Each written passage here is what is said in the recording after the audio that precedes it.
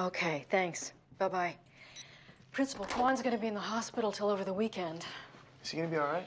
He's got some burns and suffered smoke inhalation, but he's gonna be okay. Anybody see you, son? Nobody saw me, Dad. I told the paramedics that I wrapped my hands in my jacket when I pulled him out. Lucky you were there. Well, I kind of missed my ride. Look, I saw you play, all right? Now, you could have easily hurt any one of those boys. But the point is, I didn't. Look, why are we even having this conversation? He's never gonna believe me. By the way, Coach gave me your old position. You're looking at the starting tailback for this Friday's game.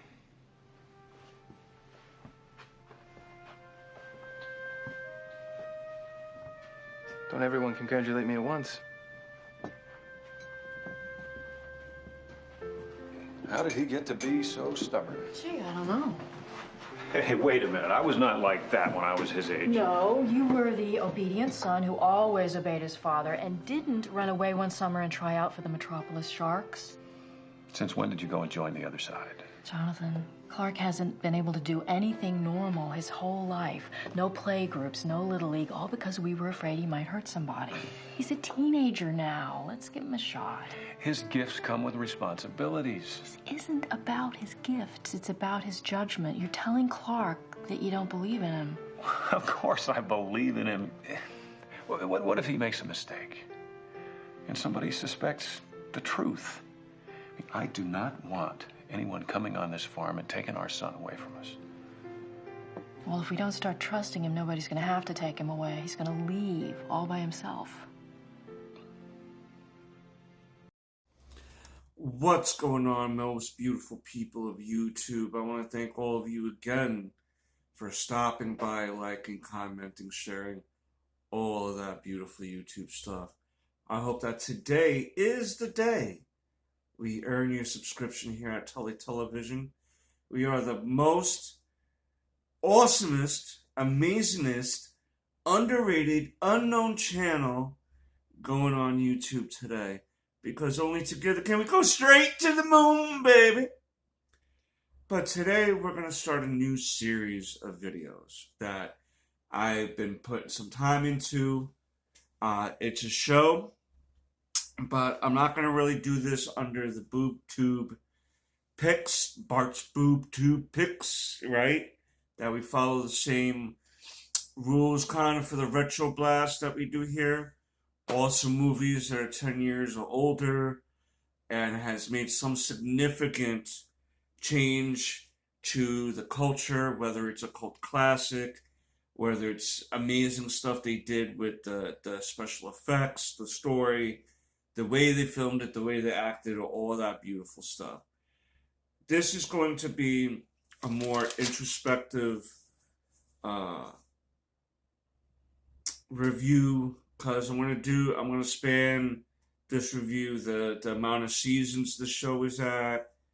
I'm going to give overall views of each season, and then at the end, give a general review of the whole show as a whole.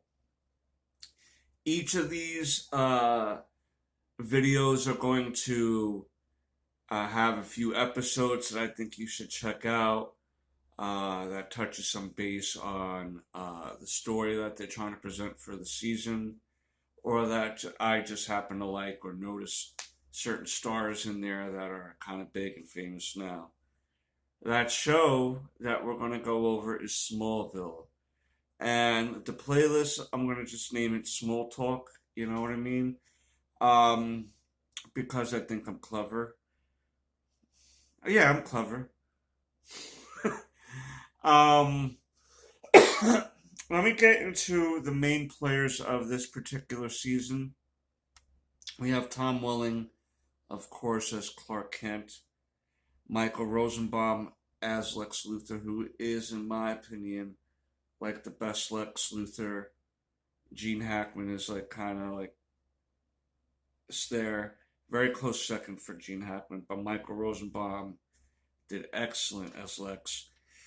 Allison Mack as Chloe. Now, if anyone knows about the Allison Mack real life stuff, I'm not going to really try to bring too much of that into these reviews because that's a whole separate entity that I don't really want to get into about her personal life. But look it up, Allison Mack. Kristen Carrick as Lana Lang, Annette O'Toole as Martha Kent, who had a small role in the first Superman movie, if you didn't know. John Schneider as John Kent, Pa Kent. Sam Jones III as Pete, Clark's best friend. John Glover as Lionel Luthor, Lex's father. And Eric Johnson as Whitney, Lana's boyfriend. This particular season lasted 22 episodes, or 22, I believe. The show debuted October 16th, 2001. It was a CW show. And the whole show lasted 217 episodes. So I'm about 10% through the viewing. We definitely get a lot of nods and hints about Clark's future, right? That we know about, but is unbeknownst to him, right? He wears like a red jacket with a blue top sometimes. A lot of red and blue color schemes for him. The season initially starts with the meteor shower that hit Smallville and how it affected each of our residents in a way since then. For example, Lana, her parents died in the meteor crash, so her aunt has been raising her. The aunt owns a local flower shop, and Lana wound up owning and running, help running the local movie theater into a cafe. And so she deals with a lot of issues from not being around her parents. She also had a meteorite, a piece of kryptonite. They haven't called it kryptonite yet. But the kryptonite, a little piece of the kryptonite, they call it meteor rock in the show. And Clark has a major crush on Lana. And it might be because she's always wearing the necklace and he never knows why he gets disorientated around her. It's always just assumed that he's just a big klutz and a big dummy when it comes to Lana. And he is, in a way, in this series in the beginning. But you have to understand that every teenager has pined over someone that didn't know or had an idea they liked them, but just always, like I said, pining from the sidelines, right? Because even if Lana wasn't wearing the kryptonite rock, she, at this present time of the series, is dating Whitney, the star quarterback, one of the most popular guys, a good-looking guy. And not that Clark is not a good-looking guy. Tom Welling is definitely beefcake, you know what I mean? But he's very humbled, down to earth, the way that Mom, Pa Kent raised him. Farm boy, got to make sure that he does his chores before and after school, helping his dad around the farm. And of course, the parents know about the powers. And in this particular universe, they had Lionel Luthor help expedite an adoption for them. And there was basically an arrangement of, I'm going to do this for you, but if I need a favor from you down the road, be ready to pay that favor back. And Lex Luthor winds up losing his hair in the meteorite shower because he was in Smallville at the time with his father, and they had just opened a plant or something like that there at Smallville, and he wound up losing his hair. Lex also explains how he lost his mother throughout the years as he came back to Smallville because the father, Lionel, wanted him to run the plant that was there as a way of a test to see if he has what it takes to be a businessman. And throughout the season, Lionel tests his way to see how his son will react. And basically, we see the beginnings of Lex becoming the Lex that we know. At this point in his life, he's still very much about trying to do the right thing. In the first episode, he happens to hit Clark with the car and drives off the side of the bridge that he's on, and Clark winds up saving him. But in the confusion and all that, Clark has to say, "No, you didn't hit me with the car. You hit something, but then fell off the bridge, and I dove in and saved you," to try to hide the fact that you can survive a head-on collision with a car going 100 miles an hour, right? So this begins Lex's journey to wanting to know the truth. He's very much about wanting to know why things happen. And there was a particular conversation between him and Jonathan Kent in one of the episodes. It was an episode where Whitney's father had gotten pretty sick, and he let Whitney and the high school football team play at the local professional football stadium, and the dad got to watch and stuff with an empty stadium. And Jonathan asks him, why is it so important for him to know what it is that happened that day?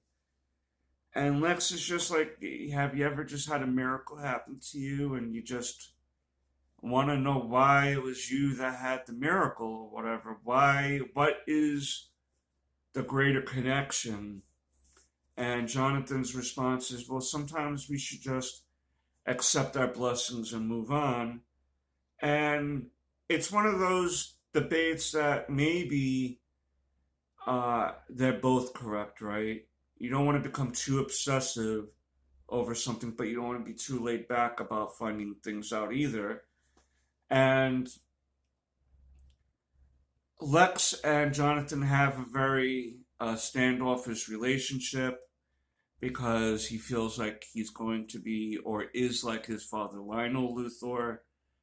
And Jonathan Kent, again, is a very salt of the earth man, works with his hands, tries to do the best to provide for his family with what they have. So very two different vast views of life. And we see Lex and Clark kind of wondering what the other side is like themselves, right? Clark has these special abilities and he wants to show them off a little bit. And one of the classic lines always I find to be true with Superman is, you weren't put here to throw touchdowns, you know what I mean? You're here for a greater purpose, Clark.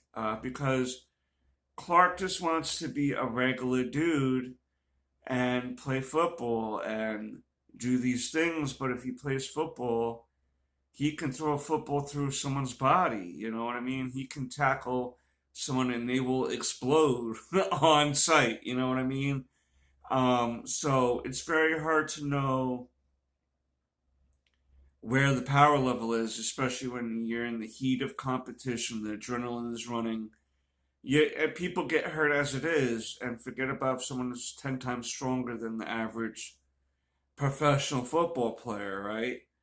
I mean, those guys can throw me around, and if someone can throw them around, forget about what can happen to me then, you know? And then Lex wants to know how it is to have a family that loves him and is there for him because he didn't have that after his mother died. And He had a brother that died as an infant, so he is basically left to the wilderness at the father's pocketbook, and the father testing him in cruel and unusual ways that normally a father wouldn't test his son like that. But he feels like he's a Luthor, he's meant for greater things, and only if Lionel knew what he was in store for. But and Lana seems to Chloe. Oh my God, the Chloe. So many parts in this that they set up so nice. Chloe is the school journalist, editor in chief, and she has a thing for Clark, right? And throughout the season, there's tension between him and her, him and Lana, because Lana and Whitney had some problems, and Chloe just feels like Clark is always worried about Lana, and it's like, I'm here, I'm here. She's cute, but I'm here, and so that again adds some tension to the high school angsting, for the whole thing. Pete, I love Pete, bro. Pete is such a great best friend. He is such a great wingman. He lets Clark know when he's effing up. He lets Clark know when he's doing something good. I love Pete, man, and I'm glad that we have a couple more seasons with him before his story comes to a close. But yeah, I just think that this first season they really did a great job of setting up all the dynamics between these characters, adding the slight changes or things that we may not have considered or may not have ever been explored, like a friendship between Alexa and Clark before they become the greatest of rivals, right?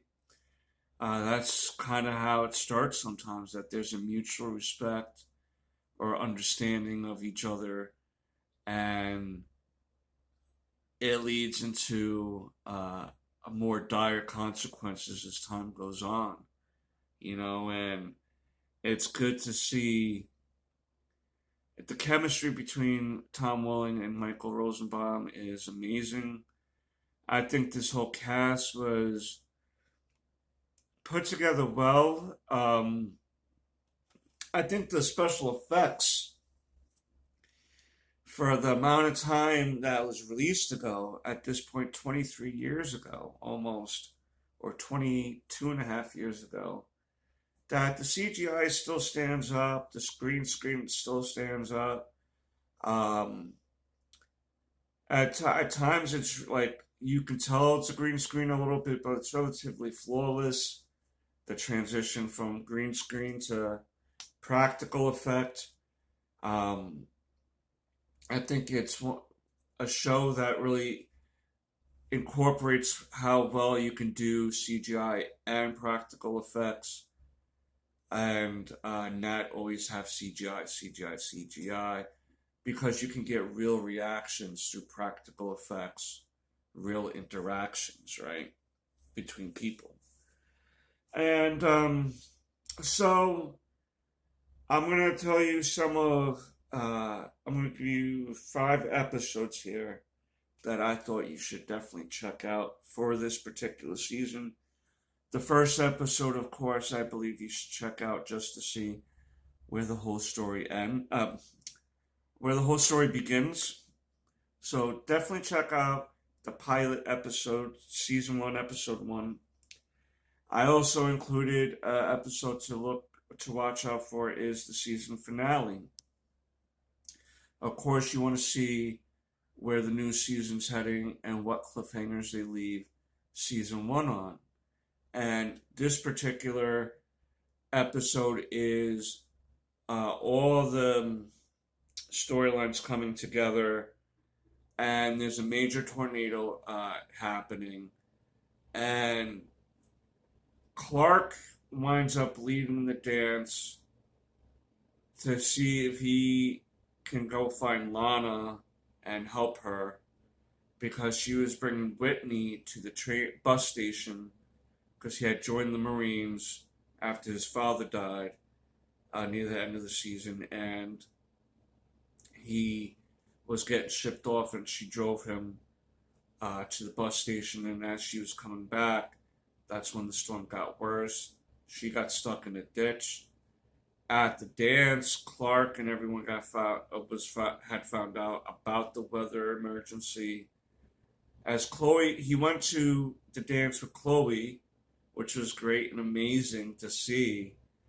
But then again, of course, as soon as Lana's in trouble, it's right to Lana, right?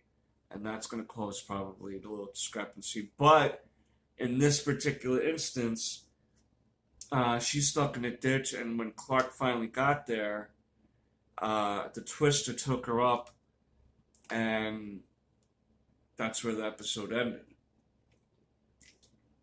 Also in this episode, there was a reporter who found out about Clark's secret. And he initially was hired by Lex not to, with any maliciousness, but to find out about Clark Kent and his family. And then later on in the season, he realized he didn't want to do that necessarily anymore because he realized the Kents were good people. He had a genuine fondness for Clark. So he called off the reporter, but the reporter throughout the season still kept harassing. Not so much, at the end harassing, but Lex found a piece of the spaceship. And the reporter took it and found out that the ship that Clark came in is at the Kent farm. Now, Clark is at the dance, and with this tornado thing going on, Ma and Pa Kent had to go into the basement, right? The bunker. That's where the guy is, the reporter, figuring out where this piece of the spaceship goes. And when Jonathan and Ma can't find him, Jonathan starts whipping his butt. And then the reporter takes off because the piece that Lex found, that the reporter stole, then he went to the Kent farm to see where it went. It shot out of his hand and attached itself to the ship. And the last thing we see there is Pa Kent running after the reporter outside during the Twister, and Ma Kent watching the spaceship, glow and stuff, and lift up off the ground and hovering, and that's where we leave them. And then we leave Chloe at the dance, alone, and wondering where Clark went as soon as she turned her head. Also, the band who sings the theme song, "Somebody Save Me," they perform at the school dance. And I think that was the first time during this whole season I was like, oh, come on, man. I get it, it's the band who does the theme song, but it's so lame.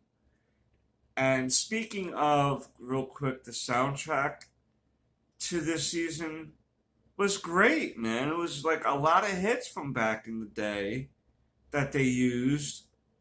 And I think they even used More Than a Bird, More Than a Plane song. I forget I Could Be Your Superman or something. I forget the name of the song if that's not it. But I think you guys know what song I'm talking about. If you do, you hit it down below, the name of that song. They even did that song. A great soundtrack for the season. Next episode I think you should check out is Hourglass. And the class had to do community service for the year.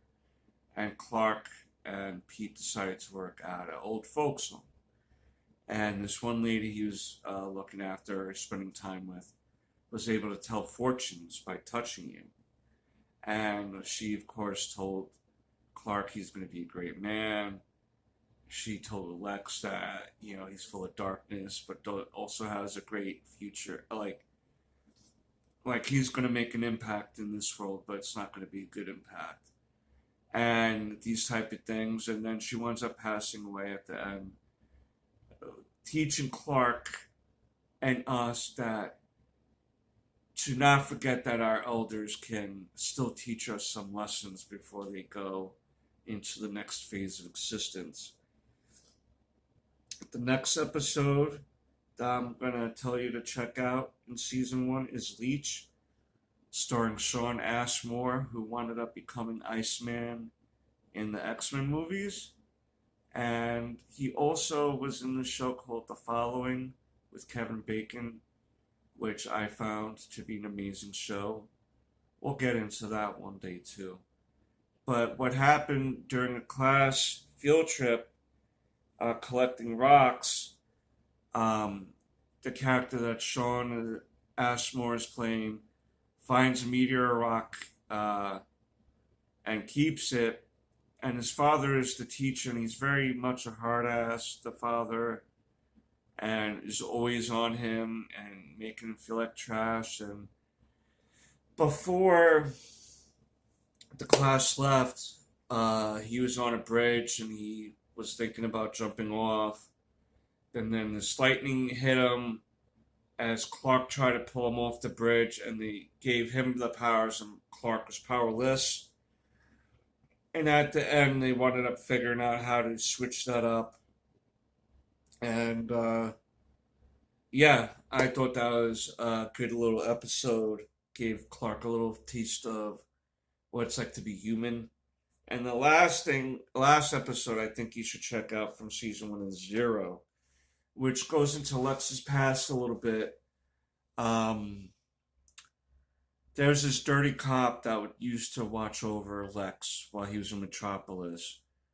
And what happened one night, was Lex brought a girl to a club, but it was more for her to catch her boyfriend with a couple girls.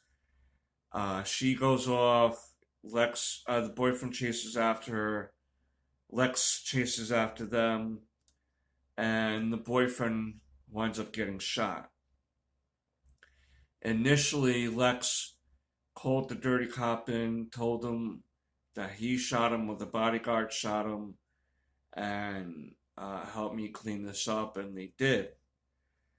Now, years later, that case comes back to haunt Lex, and we find out that Lex wasn't protecting himself or his bodyguard. He was protecting the girl, because it was the girl who wound up shooting the boyfriend in the club. And being that Lex was kind of responsible for that outcome in a way, in some sort of way, he decided to take the blame and try to cover it up. And I think that it was a really good introspective into Lex's psyche, because he still is a man that thinks he's trying to do the right thing, even though he's not doing the right thing. And I thought that was an interesting episode for that reason. There's also, like I mentioned, a reporter who found out about Clark's identity, so to speak, and we'll find out where that leads into in season 2. This is my review on season 1 of Smallville. I hope that you've enjoyed it. If there's any other episodes or things that I didn't mention that you thought was vital to this season in particular, this beginning season, let me know down below. Michael Rosenbaum and Tom Welling do have a podcast together, and I'm going to try to get the name of that next time because I forgot to this time.